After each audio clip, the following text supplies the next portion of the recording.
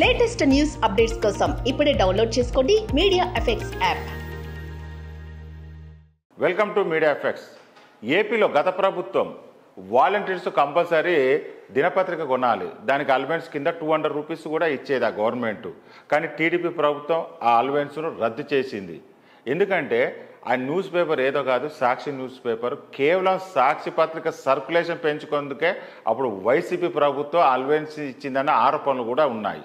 కానీ ఇప్పుడు ఏపీలో వాలంటీర్ల పరిస్థితి చాలా అగమ్య గోచరంగా ఉంది. ఎందుకంటే వాళ్ళు రిజైన్ చేసి పార్టీ పరంగా వీళ్ళు క్యాన్వసింగ్ చేశారు. ఇప్పటి వరకు చంద్రబాబు మరి వాలంటీర్స్ను తీసుకుంటారా తీసుకోరా అనేది ఇప్పుడు ఎక్కడ స్టేట్మెంట్ ఇవ్వలేదు. అప్పుడు చంద్రబాబు కూడా చెప్పాడు మీరు ఎట్టి పరిస్థితుల్లో రిజైన్ చేయకూడదని.